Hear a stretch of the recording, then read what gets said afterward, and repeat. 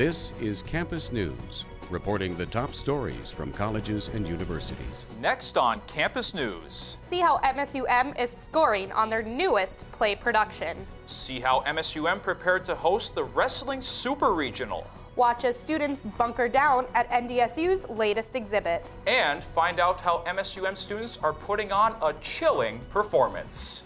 Good morning and welcome to Campus News. I'm Shannon Blumgren. And I'm Tanner Robinson. An East Coast college is facing a massive wave of backlash after it photoshopped out its own students. York College of Pennsylvania is under scrutiny because of these pictures. They show white students cropped out of an ad and replaced with students of color. It's part of a national trend of colleges faking diversity to promote their schools. Currently, there are no reports of this happening around the FM area. MSUM Chief Diversity Director Donna Brown says the practice is just wrong. Absolutely would not support any kind of photoshopping. I think that's wrong altogether. I think we have enough students that are diverse, and if we didn't have any students that were African American, for example, or let's say Asian American, if we didn't have any, I would think it would be wrong to Photoshop something.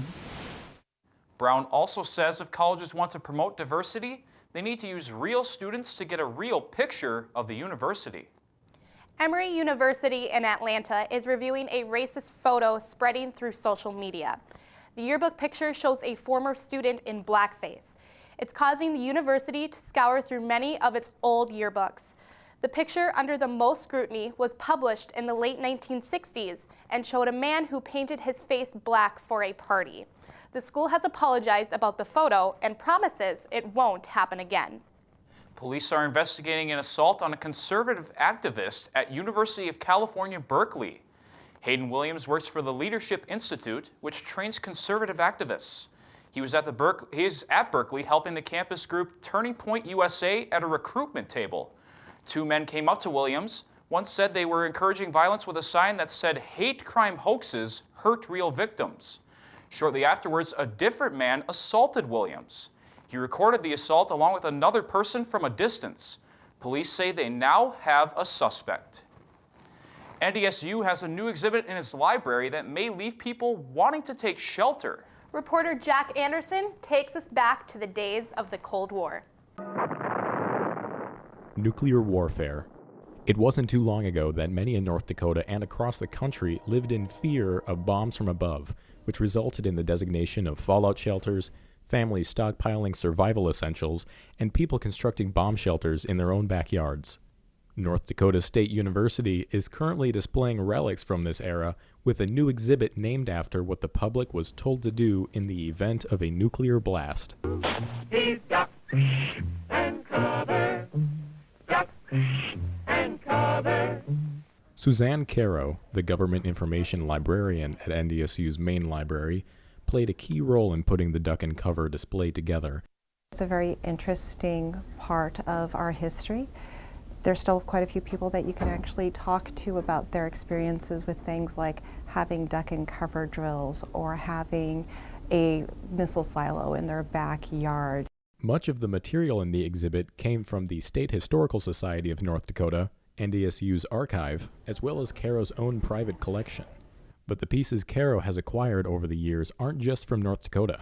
So a courthouse in Billings, Montana found that they actually had boxes and boxes and boxes of Geiger counters that had never been opened.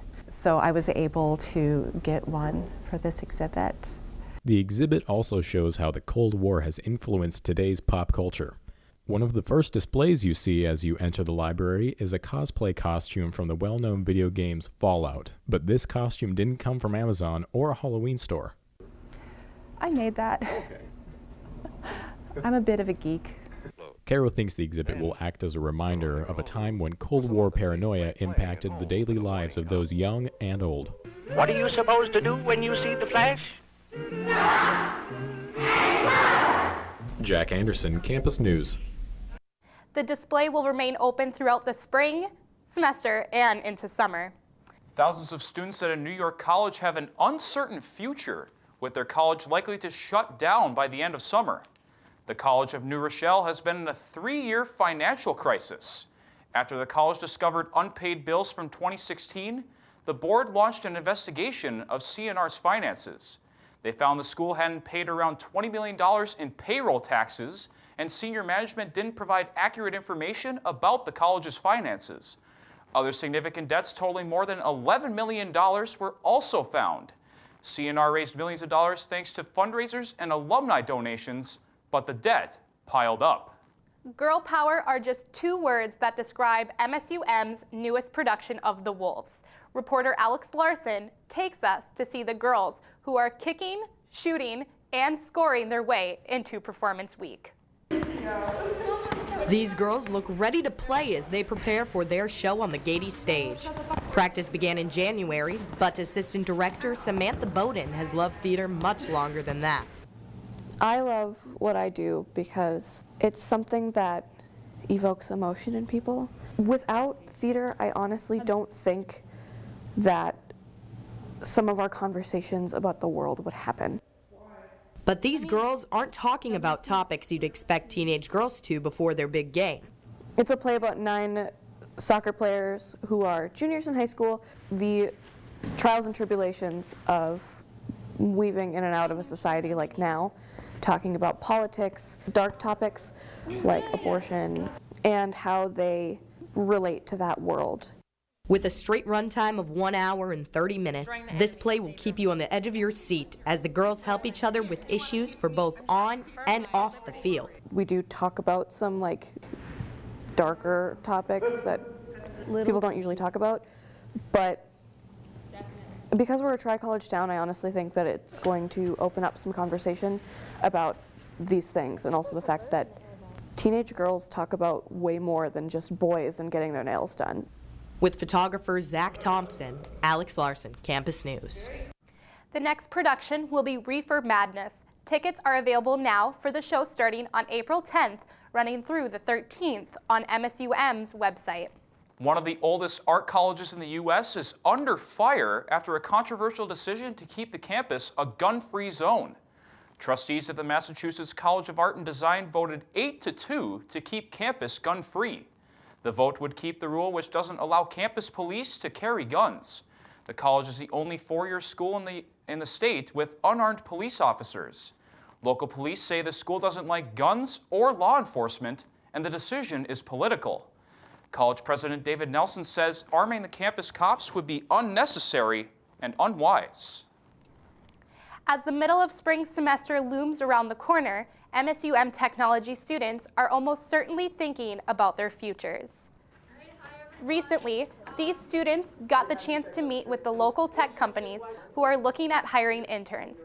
Companies like Microsoft, Wex Health, and Bytespeed discuss these opportunities with students along reviewing their resumes. Co-scheduled brand and buzz manager Eric Piella says he loves working with students because they're hungry to make a difference. Whether it's the grit, that we talk about, whether it's the heart, a lot of the things and the values that MSUM, I see that every day translated into the candidates that we interview. They work hard, they're scrappy, right? They're passionate.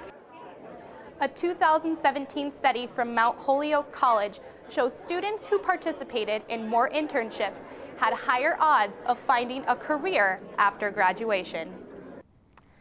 Imagine having to present a thesis to get your graduate degree. Now, imagine trying to beat the clock while doing it. I saw how graduate students at NDSU handled the time crunch. At the Century Theater inside NDSU's Memorial Union, graduate students are itching to present their research in front of a crowd.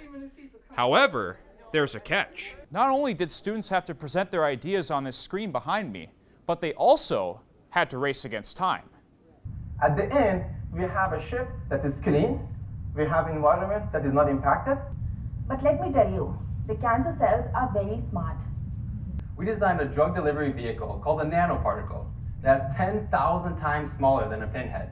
This is part of the annual 3-minute thesis competition, and some students had to think extra hard to condense pages of research to a short and sweet summary. So I needed to cut a lot from what I've done, and all those things are important equally to me, but I had to decide which part is the most important for people who are sitting there and want to hear from me. Some students like Elizabeth Wilson, So what's wrong with the USBs? say they didn't really think about the pressure a lot. I really owe a lot of that composure to athletics, and I got a lot of experience being under the gun. At the end of the competition, the judges and the people made their decisions on whom they thought presented the best thesis. The people chose civil engineering student Mona Saab, who did his research on how climate affects water resources.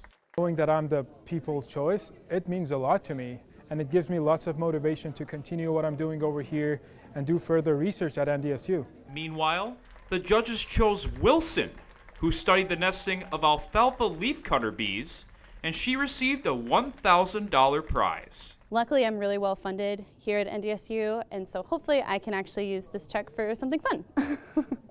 Even though the judges only crowned one winner, all of the students who took part in this competition say it prepared them to think fast on their feet and conquer the clock.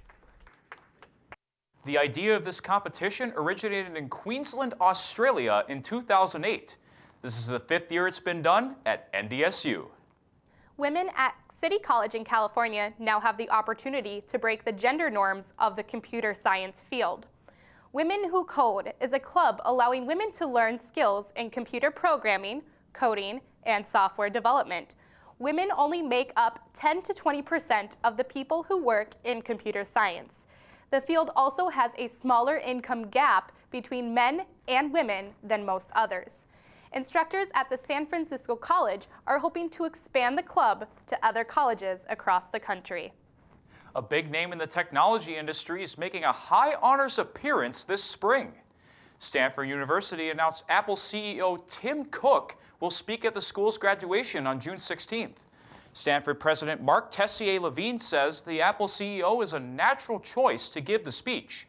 Cook says he is looking forward to this honor and is ready for a good relationship with the university. 4 professors from local campuses came together to put on a unique recital at Minnesota State University Moorhead.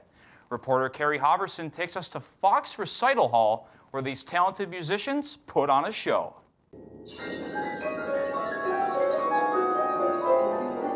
Music faculty from both Concordia College and Minnesota State University Moorhead came together to strum, play, and even whistle a few percussive tunes. With 2 pianos, vocals, and more than 40 percussion instruments, this performance would not have been able to happen without the joining of these professors. Dr. Kenyon Williams of MSUM jumped through many hoops to put together this intricate recital. It requires not only a lot of talent from the players, but also a lot of equipment. And literally to pull off this piece, we have to not only combine talent, but combine equipment on the stage. It's from both schools. Along with music from well-known composers, a new piece written by one of the performers himself made its debut.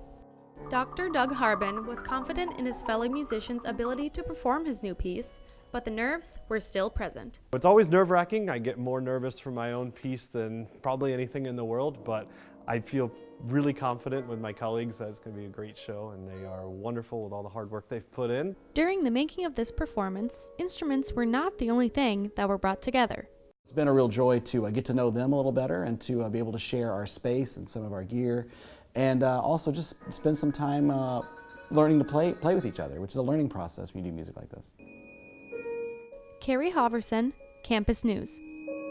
This was just one of many recitals that have taken place at MSUM this year. A University of Delaware student is still living her 15 minutes of fame after wowing the crowd at a Michael Bublé concert.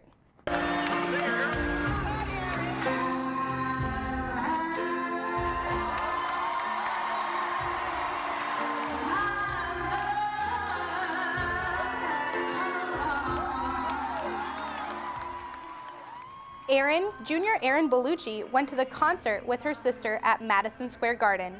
Bellucci was in the front row when Bublé did his usual random fan microphone share.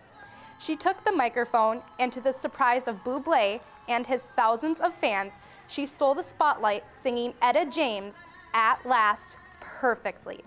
Bellucci one day hopes to teach music to children. A 20-year-old sophomore at the University of Pennsylvania can now add Oscar winner to her resume. Claire Sliney is the executive producer for a documentary named Period, End of Sentence. This 26-minute short documentary follows a group of women and girls in India as they fight the stigma surrounding the nonprofit she started to help address the issue. Sliney is the first U of Penn student to win an Academy Award while enrolled in school. The film is out on Netflix right now. Percussion students at MSUM took to campus to play some unusually cold instruments. As reporter Anthony Fridgen and photographer Ali Gelzer found out, the original performance was left on thin ice.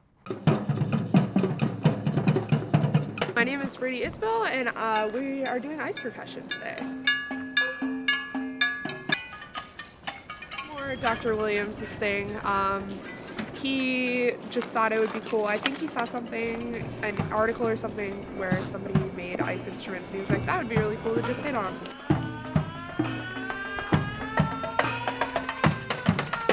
They're not very loud, so whenever it was a quiet section, I would just start hitting the ice.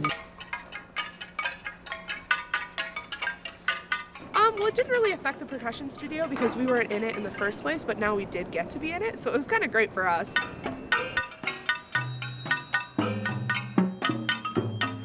We had a great time, so we've done it the last 2 years. This year he came up to do it, and the Fargo Festival kind of canceled the opening night. So they had all this ice made ready to go. I asked my students if they wanted to give it a try, and they said, yeah, sure. So that's what we decided to do here.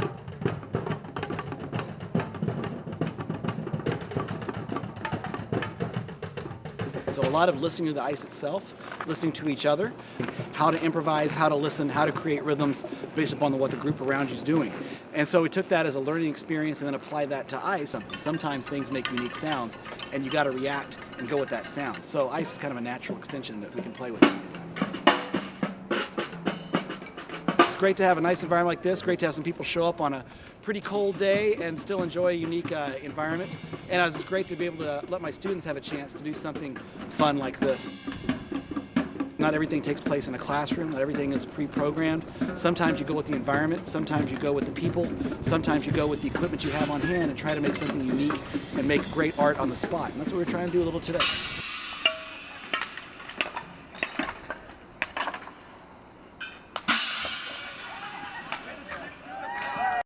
For those who were not able to see the performance, the group will be back at next year's Frostival. And now we turn it over to Alexis Kennedy for a look at this week's sports. So Alex, what happened in the sports world this past weekend? This past weekend, MSUM hosted the Wrestling Super Regional at Nemzik Fieldhouse. Wrestlers from around the region gathered in MSUM for a chance to advance to nationals. Griffin Nelson went behind the scenes to see how this event is put on.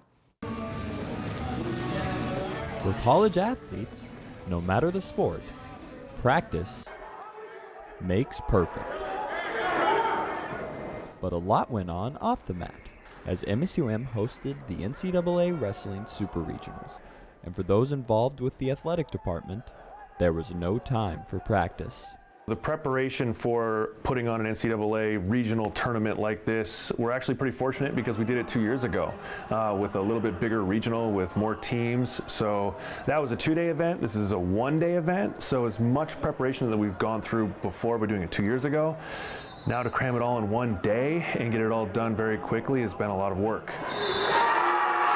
With hundreds of people involved in the event, MSUM head coach Chris Nelson applauds the effort and manpower it takes to go from this to this.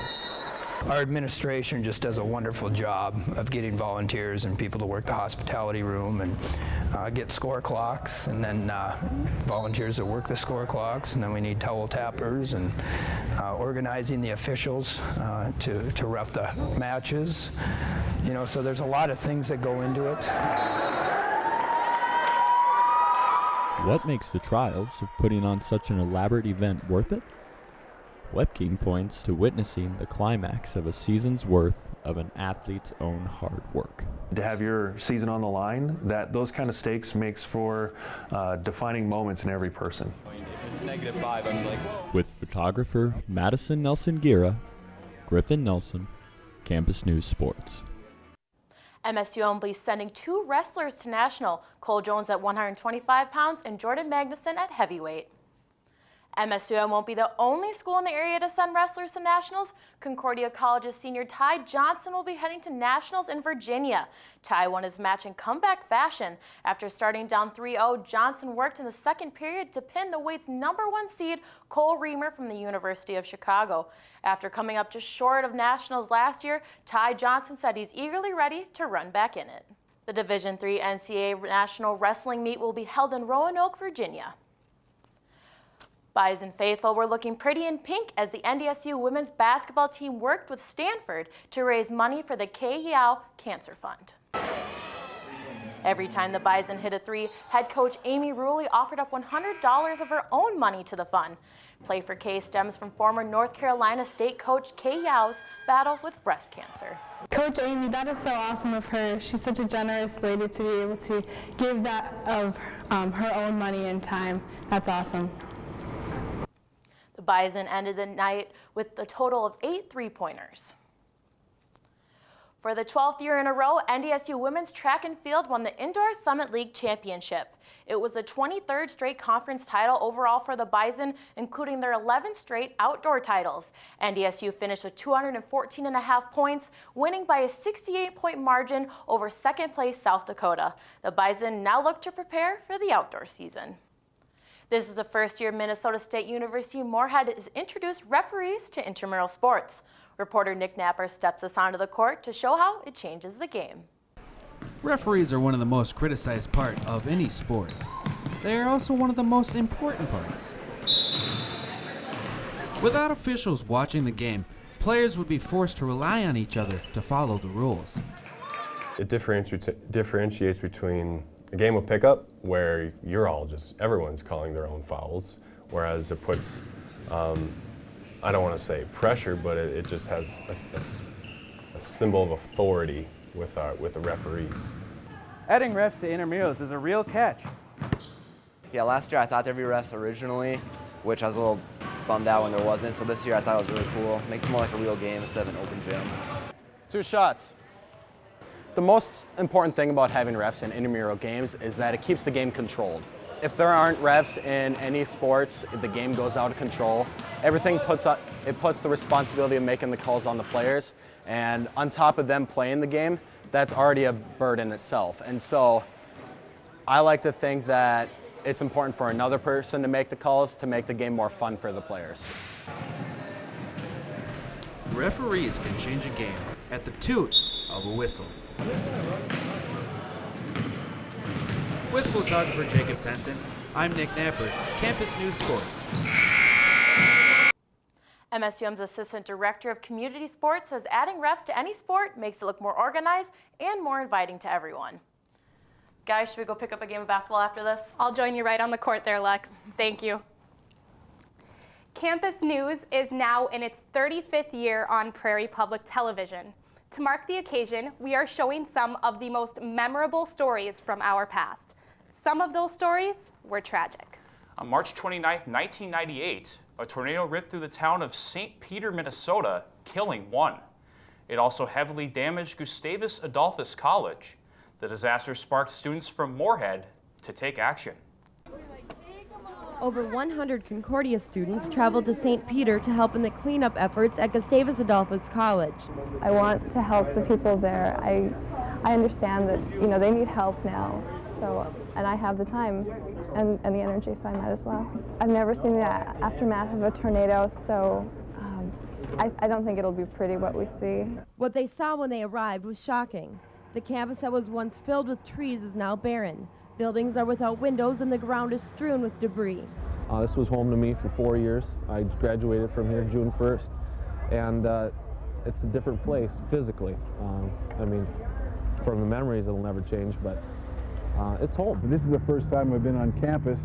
They wouldn't allow anybody in, and when I see the devastation here, I thought I would be ready for it, but I'm not.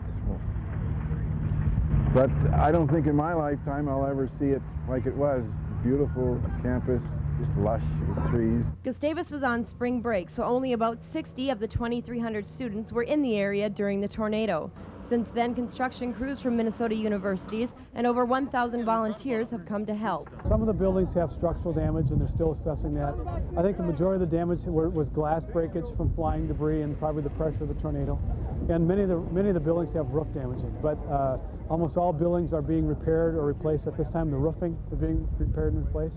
And fortunately, a lot of the buildings are they're standing. Millions of dollars in damage was done to the campus of Gustavus Adolphus. The steeple that was once on top of the chapel now lies on the ground behind me. Volunteers and cleanup crews are busy picking up the pieces, but students and faculty are still unsure of what they will find when they are let back into the buildings.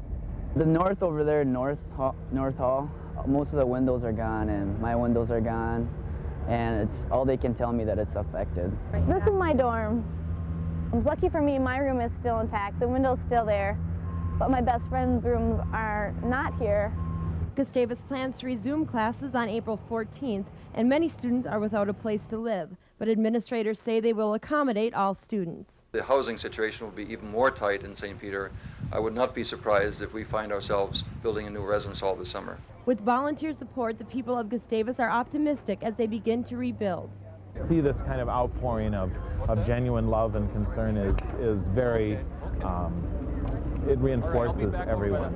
What made me want to come down is just the fact that people needed help. I mean, they did it for us in the flood, you know, and natural disaster hits them, why not help them out too? With photographer Adam Pemble, this is Jennifer Kramer, Campus News. The St. Peter tornado is one of 16 twisters that struck Minnesota and Wisconsin on the same night. And that's it for this edition of Campus News. We leave you with another look at the Ice Percussion Ensemble. Thanks for joining us and have a great week.